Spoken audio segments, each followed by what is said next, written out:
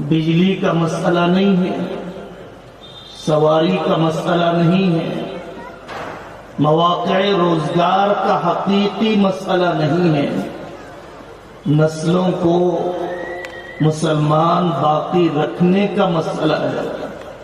حقیقت میں جس کو مسئلہ کہا جائے، جس کا غم لیا جائے، ارتداد، دین سے بیگانگی، خدا سے بیزارگی۔ آپ نے سنا تعلیمی نظام ہر ملک میں دل بدل دیتا ہے، نسل بدل دیتا ہے۔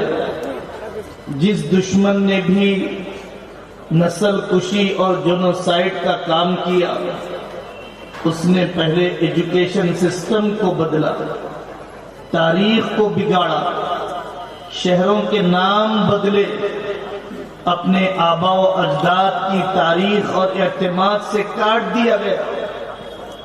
ارتداد نیو ایجوکیشن پالیسی سے، ارتداد شکیلیت کا فتنہ، ارتداد غیر مسلموں کے ساتھ تعلقات کے حدود نہ اپنانے کی وجہ سے۔ قیادت کیجئے، تعزیت کیجئے، بیماری میں مدد کیجئے، لیکن اپنی شناخت کو ختم نہ کیجئے۔ گنیش کے لڈو کیسے خریدے جائیں، پٹاخے بازی کیسے کی جا سکتی ہے؟ ایسے سیکولرازم کی اجازت نہیں ہے کہ جس کے بعد آدمی مشرک ہو جائے۔ ہماری بیٹیوں اور بیٹوں کا ارتداد، نکاح میں تاخیر، شادی کی رسومات، اسکول کالج کے کو ایجوکیشن کا سسٹم، یکجا نوکری کروانے، تنگ مکانوں میں قیام، اور ملک کے مختلف حصوں کے بیچلرز کی آمد و رفت، شرعی پردے کا نہ ہونا، جذبات اور فلم کی دنیا میں نکاح کرنا، حقیقی مناسبت نہیں دیکھی گئی، بڑوں کے مشورے کا لحاظ نہیں کیا گیا۔ غربت نے عیسائی بنا دیا، غربت نے قادیانی بنا دیا۔ خوف کا ماحول، ماب لنچنگ کے واقعات، فسادات کے حوادث، مرعوبیت کے جذبات نے ارتداد کے جذبے دل میں پیدا کر دیے۔ فکری حملہ، تہذیبی حملہ، ہمیں ضرورت ہے ارتداد کے مقابلے کے کرنے کا، اور ارتداد کے سد باب کے لیے میرا بیٹا یورپ کی سٹیزن شپ پر اپنے ایمان کو نہ بیچ دے، کسی گوری چمڑی پر اپنے ایمان کا سودا نہ کر لے۔ ایسے ٹیوشن سینٹرز، ایسے اسکول کا قیام، ایسے کاؤنسلنگ کے ارادے حکمت اور ہمت کے ساتھ قائم ہو کہ جس میں ارتداد کو تھاما جائے۔ دوسری بات، آپ نے اکابر سے سنا، رجوع الی القرآن، آئیے قرآن کی طرف۔ مصیبت کی وجہ قرآن سے دوری ہے۔ قرآن نے کیا چھوڑ دیا؟ آپ کے میراث کے جھگڑوں کے جس وضاحت سے قرآن نے مسائل ذکر کیے، دنیا کی بڑی سے بڑی قانون کی کتاب میں آج بھی میراث کے مسائل اتنے واضح نہیں ہیں جتنے قرآن میں واضح ہیں۔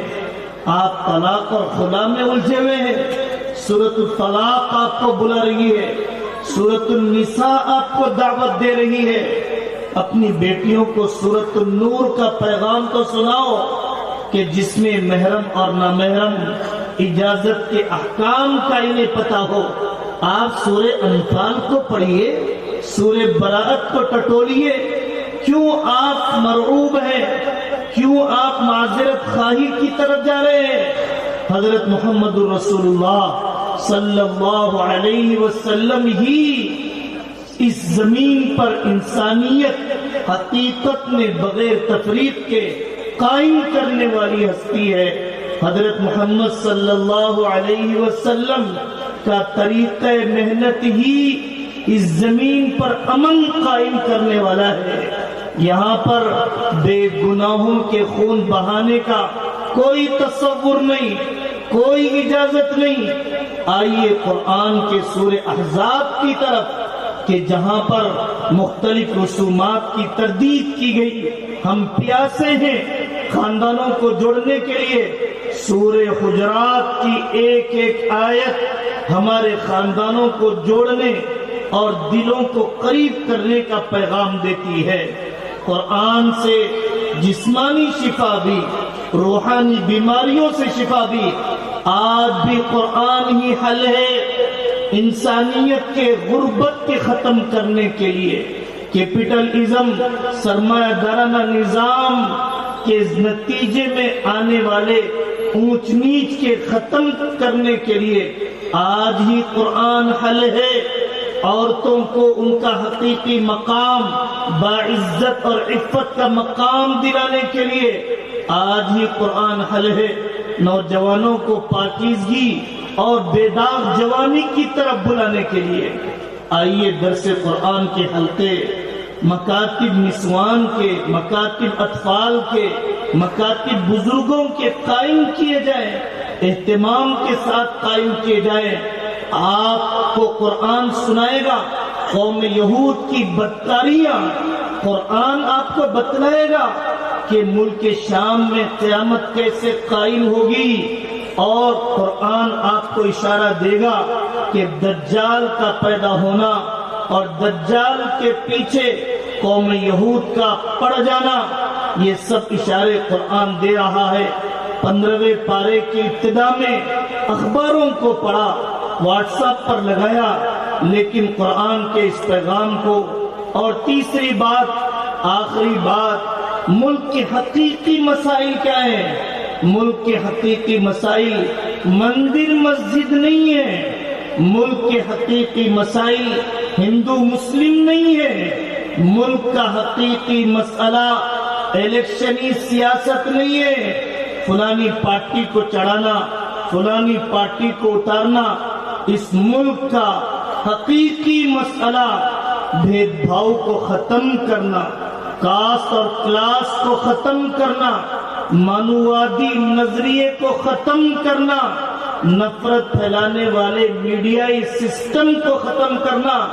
اس ملک کا حقیقی مسئلہ کہ جو حل اگر نہ کیا جائے، ملک کی سرحدیں ختم ہو جائیں، ملک کا اقتدار بک جائے، یہاں پر کرپشن کا ہونا، رشوت ستانی کا ہونا، بعض صلاحیت طبقے کا دوسرے ملکوں کی طرف منتقل ہو جانا، اس ملک کا مسئلہ اس ملک کے معاشرے کا بے حس ہو جانا ہے.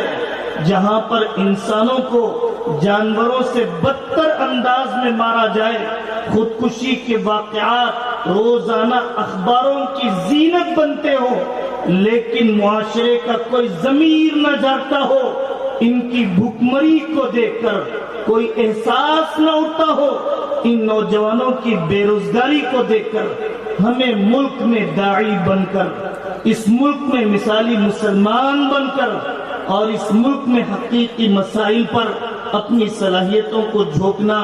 آنسو تو کچھ بہائیے، کچھ راحت کو تو قربان کر دیجئے، کچھ نیند تو کم کیجئے، فنکشن ہالوں کی چمک دمک تو کچھ ازالہ کیجئے.